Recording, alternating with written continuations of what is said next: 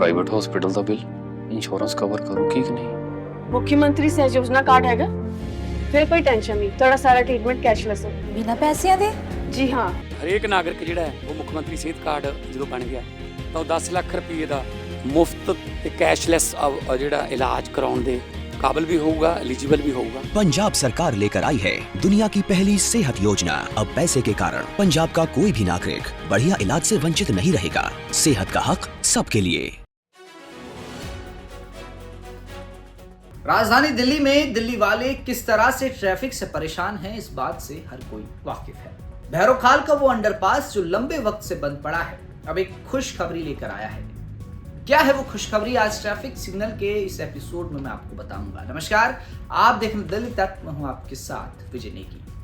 40 दिनों के अंदर इस अंडरपास को खोलने की योजना तैयार की गई है। सालों का इंतजार, तकनीकी चुनौतियां और महीनों की कागजी कार्रवाई के बाद आखिरकार एक बड़ी खुशखबरी आई है। प्रगति मैदान के मुख्य सुरंग ने भले ही लोगों को राहत दी हो, लेकिन भैरोखाल मार्ग का एक अधूरा अंडरपास आज भी लाखों यात्रियों के लिए सिरदर्द बना हुआ है।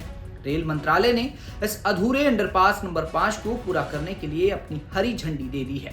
आज की इस रिपोर्ट में जानते हैं कि क्यों ये अंडरपास अब तक लटका था, अब कैसे ये दिल्ली की रफ्तार बदलने वाला है। इसके लिए थोड़ा हमें पीछे चलना होगा। 19 जून 2022, वो दिन जब प्रधानमंत्री नरेंद्र मोदी ने प्रगति मैदान, मुख्य सुरंग और 4 अंडरपास का उद्घाटन किया था। दिल्ली की जनता को लगा था कि जाम से मुक्ति मिल गई, लेकिन भैरो मार्ग वाला यह 5वां अंडरपास अधूरा रह गया। किस्मत की मार देखिए, 2023 में जब यमुना ने विकराल रूप धारण किया तो बाढ़ का पानी इस निर्माणाधीन ढांचे में घुस गया। और नतीजा ये रहा, तकनीक और प्रकृति की इस जंग में ढांचा हार गया। अंडरपास के 2 बॉक्स जमीन में धंस गए, जिससे पूरे प्रोजेक्ट पर ब्रेक लग गया। अब सवाल ये है कि काम शुरू करना इतना मुश्किल क्यों है? जवाब हमारे सिर के ऊपर है। इस अंडरपास के ठीक ऊपर से दिल्ली को उत्तर पूर्व भारत से जोड़ने वाली व्यस्ततम रेलवे लाइन गुजरती है।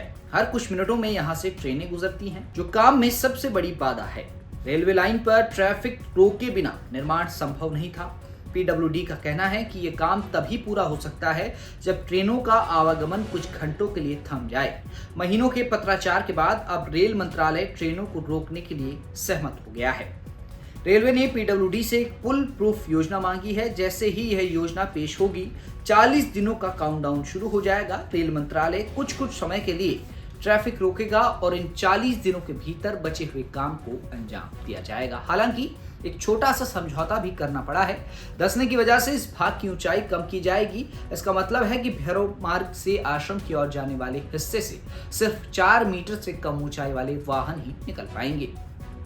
लेकिन ये समझौता उस जाम से कहीं बेहतर है जिसे लोग रोज झेलते हैं। इस अंडरपास के बनने से क्या बदलेगा, आइए जानते हैं। पहला, भैरो मार्ग से आप सीधे रिंग रोड पर आश्रम की ओर जा सकेंगे। दूसरा, राजघाट की ओर से आने वाली गाड़ी बिना किसी रुकावट के चिड़ियाघर की तरफ जा पाएंगी।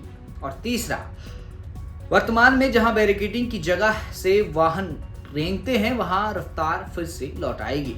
केंद्र सरकार के फंड और दिल्ली सरकार के समन्वय से ये परियोजना अब अपने अंतिम पड़ाव पर है। 40 दिन का ये मिशन दिल्ली के सफर को आसान बनाने की दिशा में एक बड़ा कदम है।